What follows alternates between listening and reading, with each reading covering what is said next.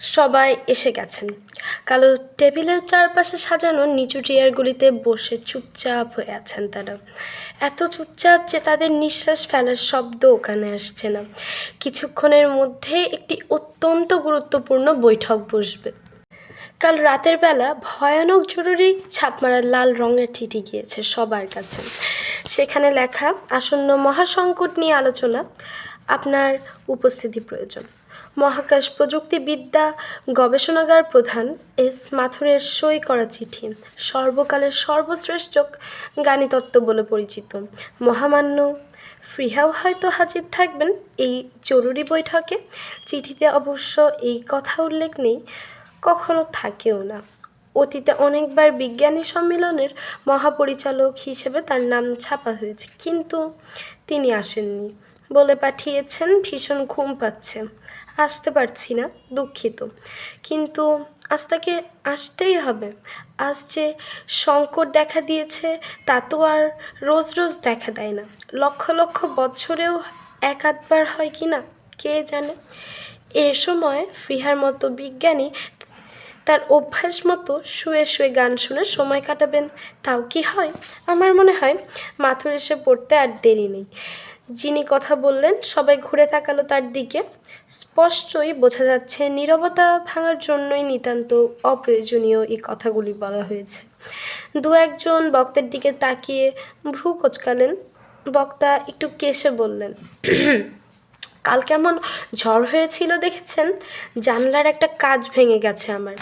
কথার উত্তরে কাউকে একটি কথাও বলতে না শুনে তিনি অস্বস্তিতে আঙুল মটকাতে লাগলেন, মাথা ঘুরিয়ে এদিক সেদিক তাকাতে লাগলেন। ঘরটি মস্ত বড়, প্রায় হল ঘরের মতো। জরুরি পরিস্থিতিতে 1002 বিজ্ঞানীর বসার জায়গা আছে। আজ অবশ্য এসেছেন 28 জন। বসবার ব্যবস্থা হয়েছে নিয়ন্ত্রণ কক্ষের পাশের ফাঁকা জায়গায়। পর্দা টেনে নিয়ন্ত্রণ কক্ষকে আলাদা রাখা হয়েছে। অদ্ভুত ধরনের ঘর, শীতকালে জমে যাওয়া হ্রদের জলের মতো মসৃণ মেঝে, কালো পাথরের ইমিটেশনে তৈরি দেওয়াল, দেখা যায় না এমন উঁচুতে ছাদ। যেখানে বিজ্ঞানীরা বসে আছেন তার পাশের ঘরটিতে মহাশূন্যের এ প্রান্ত থেকে ও প্রান্ত পর্যন্ত উড়ে যাওয়া স্টেশন। অভিযাত্রী দল সন্ধানী দলের সবার সঙ্গে যোগাযোগ রক্ষা করে চলেছেন। যাবতীয় কাজকর্ম নিয়ন্ত্রণ করছে কম্পিউটার সিডিসি। বিজ্ঞানীদের হাজার বছরের সাধনার তৈরি মানুষের মস্তিষ্কের নিউরনের নিখুঁত অনুকরণে তৈরি নিউরন, যার জন্য প্রথম ব্যবহার করা হয়েছে। কে বলবে আজকের এই বৈঠকে হয়তো কম্পিউটার সিডিসিও অংশগ্রহণ করবে, নয়তো ঠিক তার পাশের ঘরেই বৈঠক বসাবার কোনো কারণ নেই। এস মাথুরের আসার সময় হয়েছে ঠিক 1.5 ঘন্টা আগে। কথাগুলি বলে পদার্থবিদ্যা শ্রুরা চেয়ার ছেড়ে দাঁড়িয়ে পড়লেন। অল্প বয়সের কল্পনীয় প্রতিভার পরিচয় দিয়ে তিনি সম্মানসূচক একটি লাল তারা পেয়েছেন। তার আবিষ্কৃত দ্বৈত অবস্থানবাদ নিয়ে তিনি 3 বছর ধরে ক্রমাগত গবেষণা করে চলেছেন। সেদিন হয়তো খুব দূরে নয় যখন দ্বৈত অবস্থানবাদ স্বীকৃতি পেয়ে যাবে। বিজ্ঞানীরা শ্রুরার দিকে তাকিয়ে রইলেন। উত্তেজনায় শ্রুরা অল্প কাঁপছিলেন। তার টকটকে ফর্সা মুখ লাল হয়ে উঠেছে। কপালের উপর এসে পড়া লালচে চুলগুলি বা হাতে সরিয়ে তিনি দৃঢ় গলায় বললেন, 1 মিনিটও যেখানে আমাদের কাছে দামি, মাথুর কি করে সেখানে 1.5 ঘন্টা দেরি করেন তা আমি ভেবে পাই না। বিরক্তিতে শ্রুরা কাজ ছাকালেন, প্রায় চেঁচিয়ে বললেন, মাথুরের মনে রাখা উচিত সমস্যাটি মারাত্মক সমস্যা। বিজ্ঞানীরা নড়ে চড়ে বসলেন। সমস্যাটি নিঃসন্দেহে মারাত্মক, হয়তো ইতিমধ্যেই তা তাদের ক্রাশ করতে শুরু করেছে। এই ঘর, এই গোল কালো রঙের টেবিল, ঘরের ভেতরে ঠান্ডা বাতাস, সমস্তই বলছে সময় খুব কম, সময় ফুরিয়ে যাচ্ছে। পৃথিবীর সেরা বিজ্ঞানীদের ভয় পাওয়া মুখের ছায়া পড়েছে ঘরের কালো দেওয়ালে। বুকের ভেতর শিরশির করা অনুভূতি নিয়ে তারা নীরবে বসে আছেন। মাঝে মাঝে এক একটা সময় আসে যখন পুরনো ধারণা বদলে দেওয়ার জন্য মহাপুরুষদের মতো বিজ্ঞানীরা জন্মান। কালজয়ী সেসব অতিমানব মানুষের জ্ঞানের সিঁড়ি ধাপে ধাপে না বাড়িয়ে লাফিয়ে ধারণাতীত উঁচু ধাপে নিয়ে যান।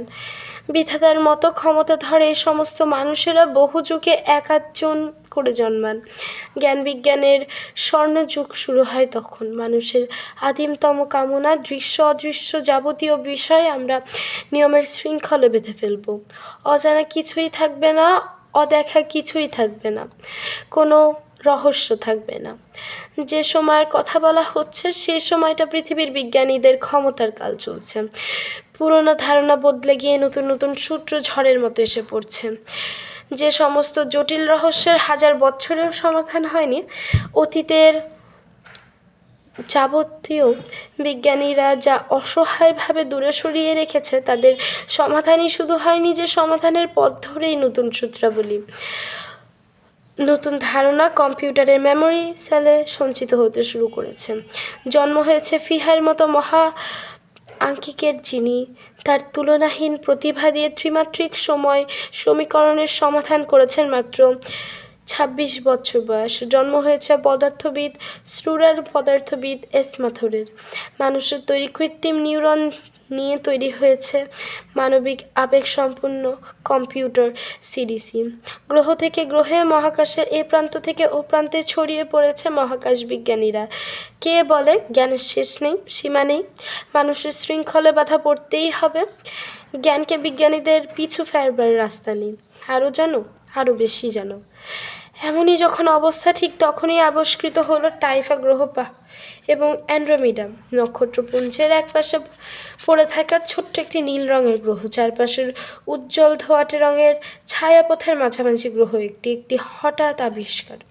বৃহস্পতির কাছাকাছি মহাকাশ গবেষণা মন্দির থেকে পর্যবেক্ষণ করা হচ্ছিল WGK-166, একটি সাদা বামন নক্ষত্রকে, যা দ্রুত উজ্জ্বল হতে উজ্জ্বলতর হয়ে উঠছে প্রবল বিস্ফোরণে গুড়িয়ে যাবার জন্য। বিজ্ঞানীরা অবাক হয়ে লক্ষ্য করলেন সাদা বামন নক্ষত্র থেকে বেরিয়ে আসা বিকিরণ তেজের প্রায় ৮ ভাগ কেউ যেন শুষে নিচ্ছে। এই প্রকাণ্ড ক্ষমতাকে কে টেনে নিতে পারে? অন্য কোনো গ্রহের কোনো উন্নত প্রাণী কি এই মহাশক্তিকে কাজে লাগাবার জন্য চেষ্টা করছে? যদি তাই হয় তবে সে প্রাণী কতই বা উন্নত। আবিষ্কৃত হলো টাইফা গ্রহ। বৃহস্পতির কাছাকাছি মহাজাগতিক স্টেশন নিনুপ ৩৭ এর অধিনায়ক টাইফার অনন্য সাধারণ আবিষ্কারক। সেই স্টেশনের সবাই অতি সম্মানসূচক ২ নীল তারা উপাধি পেলেন। টাইফা গ্রহের সঙ্গে যোগাযোগ হতে সময় লাগলো ১ বছর। পৃথিবীর বিজ্ঞানীরা হকচকিয়ে গেলেন। টাইফা গ্রহের গণিতশাস্ত্রের খবর আসতে লাগলো। বিস্মিত বিজ্ঞানীরা কি করবেন বুঝতে পারলেন না। সমস্তই তাদের জ্ঞান ও বুদ্ধির অগোচরে। যেখানে সময় বলে কিছুই নেই, সময়কে সব সময় শূন্য ধরা হচ্ছে কেন? বস্তু বলে কিছুই নেই, বস্তুকে শূন্য ধরা হচ্ছে কেন? শক্তিকে ২ মাত্রা হিসেবে ব্যবহার করছে কেন? মহাঙ্কিক ফ্রিহা পৃথিবীর সব অঙ্কবিজ্ঞান, নতুন গণিতশাস্ত্রের নিয়মাবলী পরীক্ষা করতে লাগলেন। বহুদূরের সব গণিতবিদ্যা, পদার্থবিদ্যা কোথা থেকে কি হচ্ছে? তাদের ফলাফল নিয়ে মহাশূন্যে কোথাও কোনো বস্তু নেই, চারদিকে অনন্ত শূন্য। মানুষ মহাজাগতিক শক্তির একটি আংশিক ছায়া। তাহলে আমাদের ভাবনা চিন্তা, আমাদের অনুভূতি, ক্ষুধা, তৃষ্ণা, প্রেম, ভালোবাসার সমস্তই কি মিথ্যা? ছায়ের উপরে জন্ম মৃত্যু। পৃথিবীর খবরের কাগজগুলিতে আজগুবি সব খবর বেরোতে লাগলো। কেউ লিখলো টাইফা গ্রহের মানুষেরা পৃথিবী ধ্বংস করে দিচ্ছে। কেউ লিখলো তারা পৃথিবীকে তাদের ঘাঁটি বানানোর জন্য পৃথিবীর বিজ্ঞানীদের সঙ্গে ষড়যন্ত্র করছে। কেউ লিখলো বিজ্ঞানীদের মাথা গুলিয়ে ফেলার জন্য তারা আজগুবি সব তথ্য পাঠাচ্ছে। গুজবের পিঠে ভর করেই গুজব চলে। টাইফা গ্রহ নিয়ে অজস্র বৈজ্ঞানিক কল্পকাহিনী লেখা হতে লাগলো। ২ জন পরিচালক এই নিয়ে ডাইমেনশনাল ছবি তৈরি করলেন। ছবির নাম নরক থেকে আসছি। কেমন একটা অদ্ভুত ধারণা ছড়িয়ে পড়ল টাইফা গ্রহের বিজ্ঞানীরা নাকি পৃথিবীর বিজ্ঞান পল্লী সিরানে এসে যাবতীয় বৈজ্ঞানিক কাজকর্ম নিয়ন্ত্রণ করছে। মহাশূন্য গবেষণা বিভাগ, খাদ্য উৎপন্ন বিভাগ তাদের নিয়ন্ত্রণে। বাধ্য হয়ে এস মাথুর সাংবাদিক সম্মেলন ডাকলেন। জনসাধারণকে সমস্ত কিছু বুঝিয়ে বলতে হবে, অমূলক ভয়ভীতি সরিয়ে নিয়ে আস্থা ফিরিয়ে আনতে হবে। বিজ্ঞানী পল্লী সিরানের সেবায় সর্বপ্রথম অবিজ্ঞানীরা নিয়ন্ত্রিত হলেন।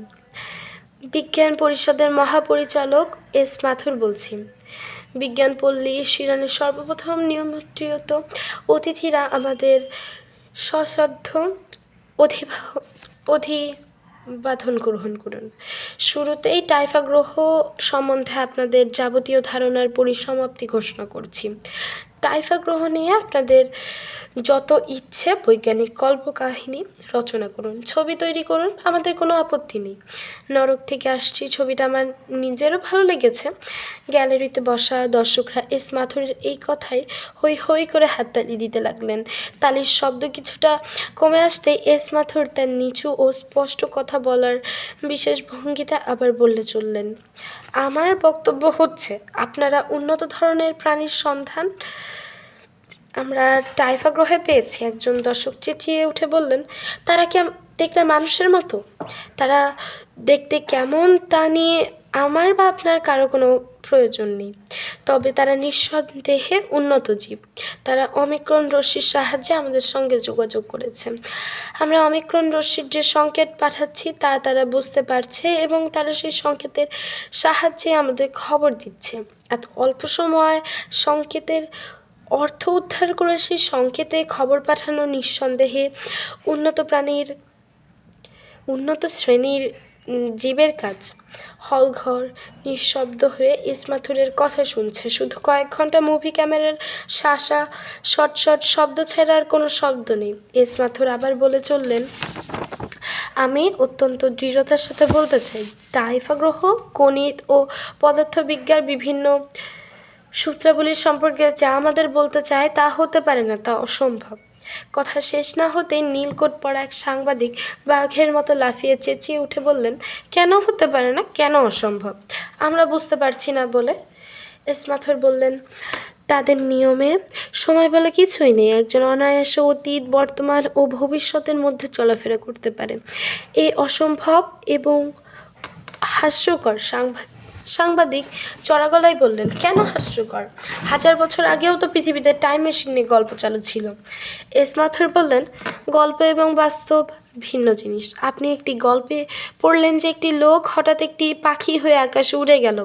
বাস্তবে কি আপনি সেরকম কোনো পাখি হয়ে উড়ে যেতে পারবেন কি? আপনি কি পারেন?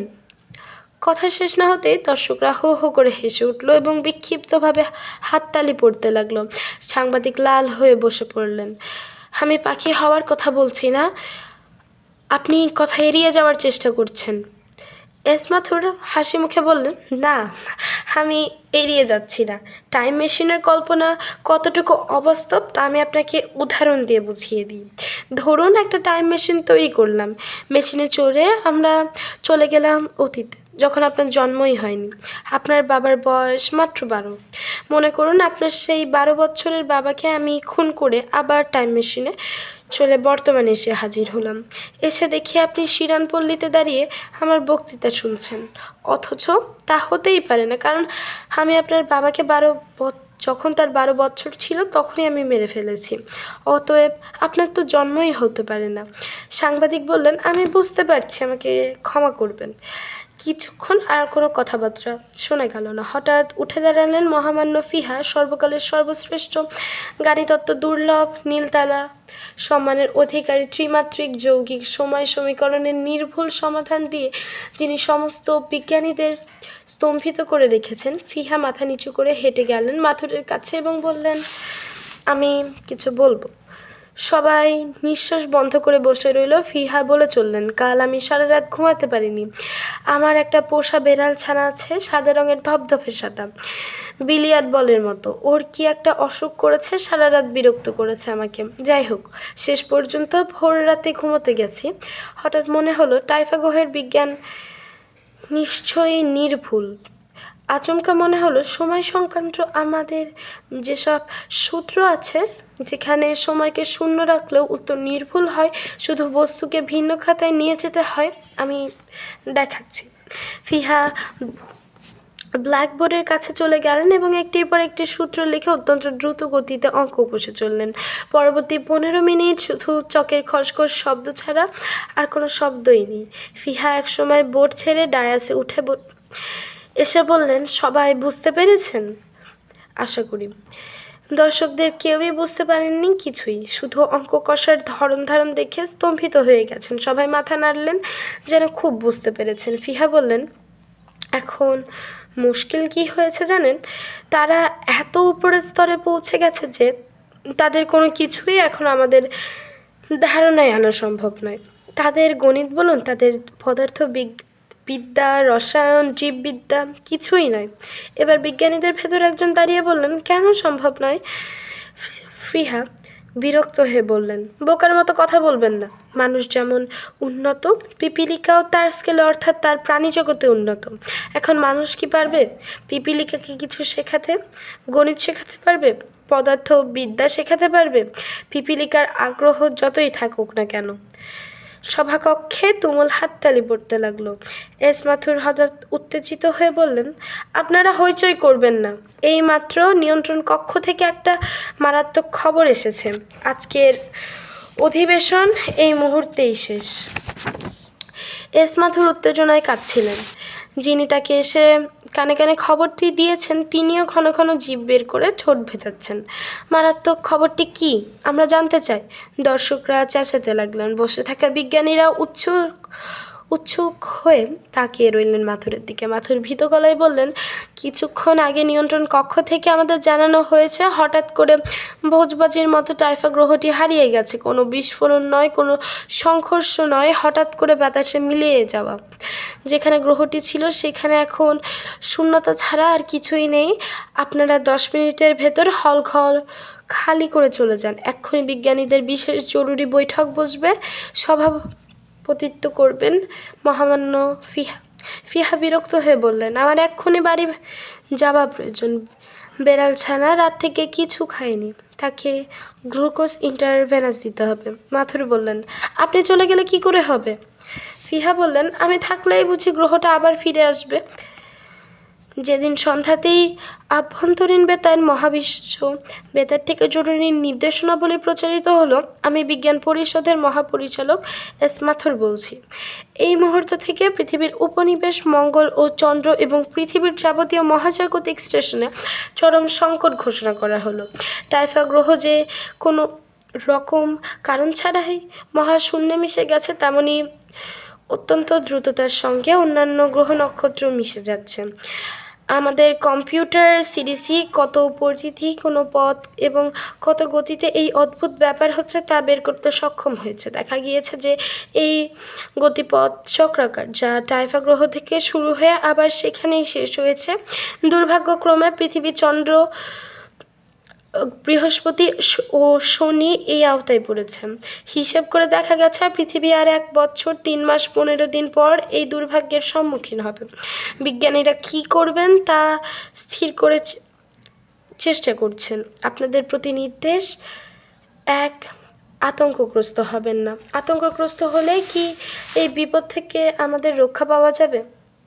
তাই আতঙ্কগ্রস্ত হয়েই বা লাভ কী? 2, যার যা করণীয় তিনি তা করবেন। 3, কোনো প্রকার গুজব প্রশ্রয় দেবেন না। মনে রাখবেন, পৃথিবীর বিজ্ঞানীরা সবসময় আপনাদের সঙ্গেই আছেন। যা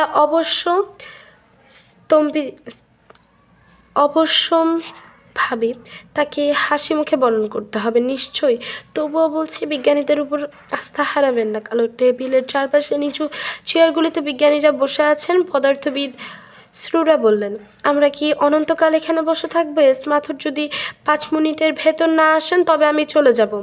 ঠিক তখনই এস মাথুর এসে ঢুকলেন।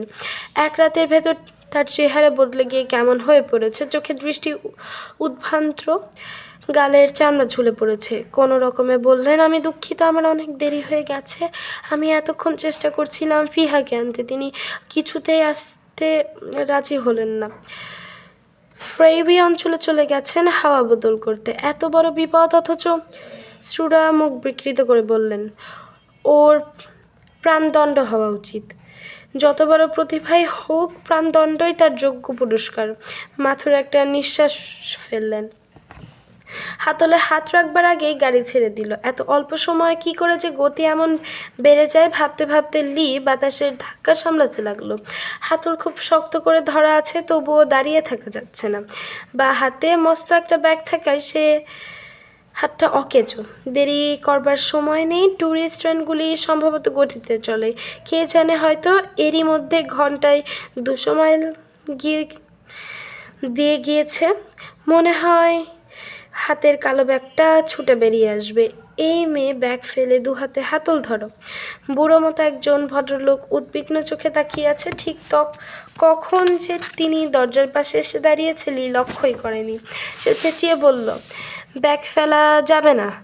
আমি আমার কোমরের বেল ধরে টেনে তুলুন না দয়া করে। লি ধাতস্থ হতে সময় লাগলো। হাঁপাতে হাঁপাতে বলল, ধন্যবাদ, আর একটু দেরি হলে উড়েই যেতাম। ভদ্রলোক হেসে বললেন, লজ্জিতভাবে বললেন, এই কামরায় বিপদ সংকেতের বোতামটা আমি খুঁজে পাইনি, পেলে এত অসুবিধা হতো না। এই তো বোতামটা, কি আশ্চর্য, এটা দেখেননি? বুড়ো মানুষ তো। লি মনে হলো এই লোকটি তার খুব চেনা, যেন দীর্ঘকালের গভীর পরিচয়, অথচ কোথায় এই সূত্রপাত তার কিছুই মনে নেই। লি বলল, আপনাকে আমি চিনি চিনি মনে হচ্ছে। হচ্ছে নাকি? আপনি সিনেমায় অভিনয় করেন? সিনেমার লোকজনদের সঙ্গে হঠাৎ দেখা হয়ে গেলে খুব চেনা চেনা মনে হয়। তাই নাকি? হ্যাঁ। আপনি কখনো সিনেমার অভিনেতাদের রাস্তায় দেখেননি? না, আমি দেখেছি। হাপারকে 2 দিন দেখেছি। তুমি কি সিনেমাও করো নাকি? না না না। কেন বলুন তো? খুব সুন্দর চেহারা তোমার, সেই জন্যেই বলছি। জান, বেশ লোক তো আপনি। কী নাম তোমার? লি। শুধু লি? হ্যাঁ, শুধু লি। লি চুলের ক্লিপ খুলে দিয়ে চুল আঁচড়াতে লাগলো। বুড়ো ভদ্রলোক হাসতে হাসতে পা নাচাতে লাগলেন। লি বলল, এই সম্পূর্ণ কামরা আপনি রিজার্ভ করেছেন? হ্যাঁ। আপনি খুব বড় লোক বুঝি। হ্যাঁ, সত্যি বলছি, আমারও খুব বড় লোক হতে ইচ্ছে করে। কি করো তুমি? প্রাচীন বই বিভাগে কাজ করি। জানেন, আমি অনেক প্রাচীন বই পড়ে ফেলেছি। বেশ তো। জানেন, হিতার বলে একটা বই পড়ে আমি কতবার যে কেঁদেছি। তুমি দেখি ভারী ছেলে মানুষই করো। বই পড়ে বুঝি কেউ কাঁদে? আপনি বুঝি বই পড়েন না? পড়ি, তবে কাঁদি না। তাছাড়া বাজে বই পড়ার সময় কোথায় বলো? লি বেশ কিছুক্ষণ চুপচাপ বসে রইল। তার মনে হলো পুরো ভদ্রলোকটি তাকে খুব ভালো করেই চেনেন। কথা বলছেন এমনভাবে যেন কত দিনের চেনা, অথচ কথার ভিতর কোনোই মিল নেই। লি বলল, পৃথিবী যে ধ্বংস হয়ে যাচ্ছে, এতে আপনার খারাপ লাগে না? না। কেন? ধ্বংস তো একদিন হতোই, কিন্তু আপনি যে মরে যাবেন। আর পৃথিবী ধ্বংস না হলেই বুঝি আমি অমর হয়ে থাকবো? লি চুপ করে গেল। হু হু করে ছুটে চলেছে গাড়ি। ভদ্রলোক শুয়ে শুয়ে নিবিষ্ট মনে কি যেন পড়ছেন, কোনো দিকে হুঁশ নেই। কি এমন বই এত আগ্রহ নিয়ে পড়া হচ্ছে? দেখতে গিয়ে লি অবাক। শিশুদের একটা ছড়ার বই, আবোল তাবোল ছড়া। লি অবাক হয়ে জিজ্ঞেস করলো, ছড়ার বই পড়তে ভালো লাগে আপনার? খুব ভালো লাগছে। পড়লে তোমারও ভালো লাগবে। এই দেখো না কি লিখেছে, করো ভাই হল্লা, নেই কোনো বল্লা, চারদিকে ফল্লা। লি বিস্মিত হয়ে বলল, বল্লাই বা কি আর ফল্লাই বা কি? আবোল তাবোল লিখলেই হলো। ভদ্রলোক বইয়ের পাতা উল্টাতে উল্টাতে বললেন, না, কোনো অর্থ অবশ্য নেই, তবে শুধু মাত্র ধ্বনি থেকেই তো একটা অর্থ পাওয়া যাচ্ছে। কীরকম? ছড়াটা শুনে কি তোমার মনে হয়নি কোনো অসুবিধা নেই হল্লা করে বেড়াও, তাই না? লি মাথা নাড়ল। সে ভেবেছিল লোকটা কে হতে পারে, এত পরিচিত মনে হচ্ছে কেন? তাকানোর ভঙ্গি, কথা বলার ভঙ্গি, সমস্ত যেন কত চেনা, অথচ কিছুতেই মনে আসছে না। নিঃসন্দেহে ট্রেন চলছে।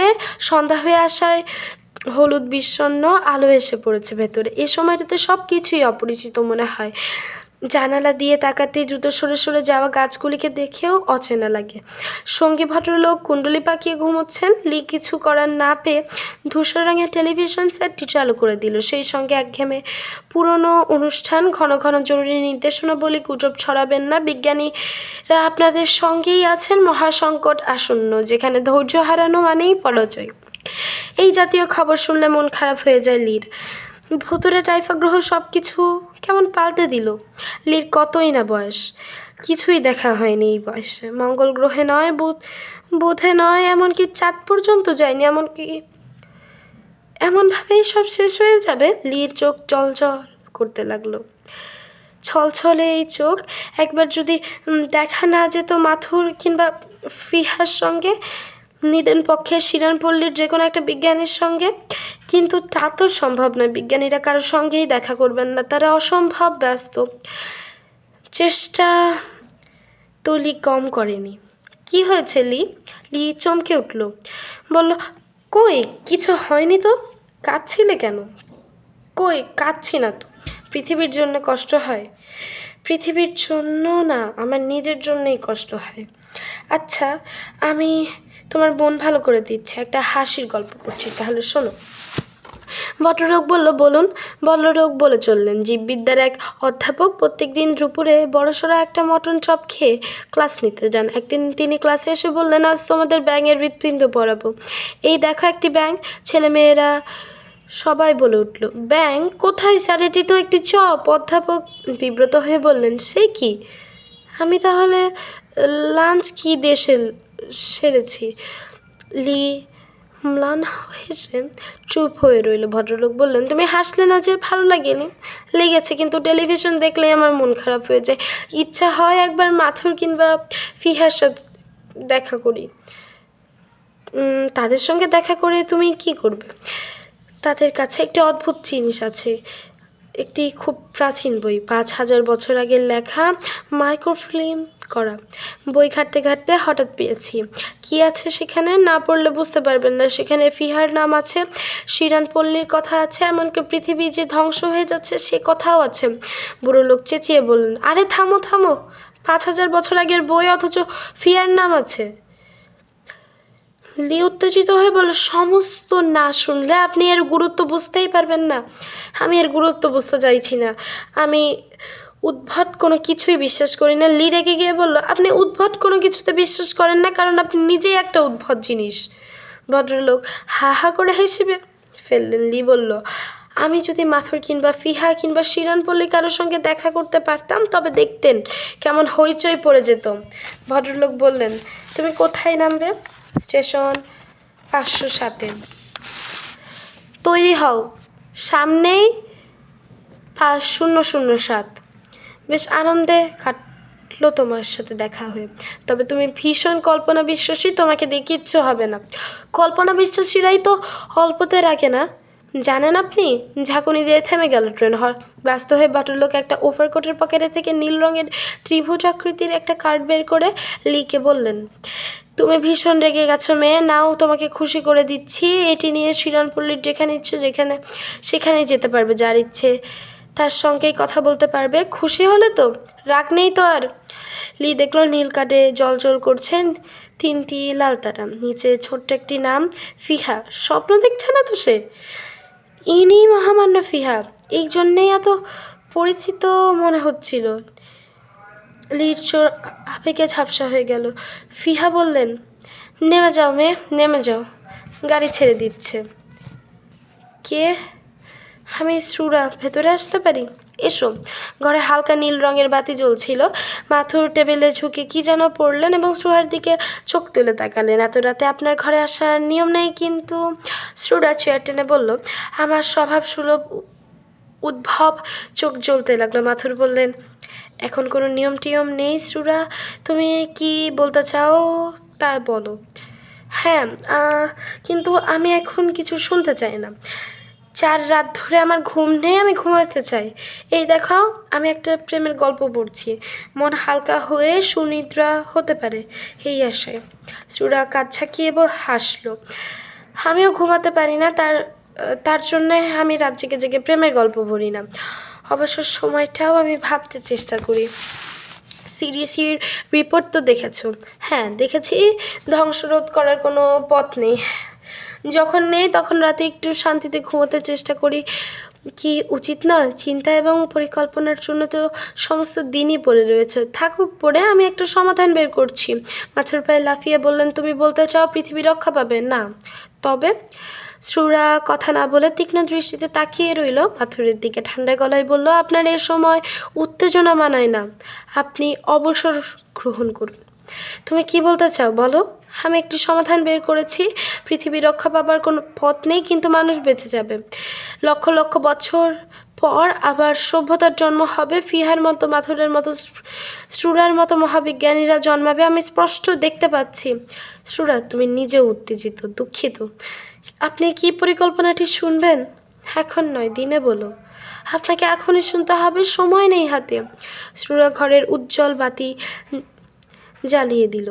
মাথুরের দিকে তাকিয়ে রইলেন শ্রুরার দিকে। দুর্লভ আত্মবিশ্বাসে ভরপুর এই যুবকটিকে হিংসা হতে লাগলো তার। শ্রুরা খুব শান্ত গলায় বলে চলল। শুনতে শুনতে মাথুর একসময় নিজের রক্তে উত্তেজনা অনুভব করলেন।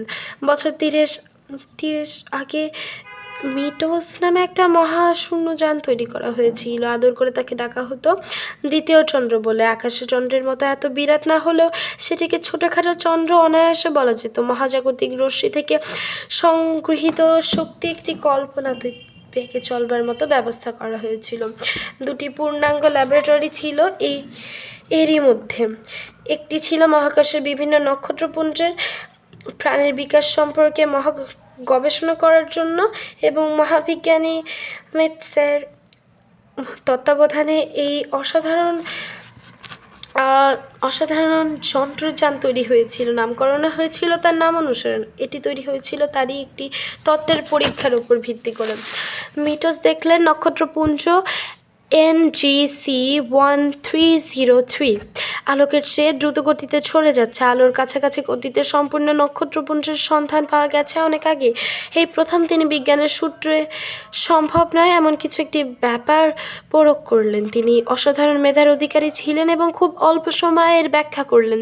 তিনি বললেন, আলোর গতি ধ্রুব নয়।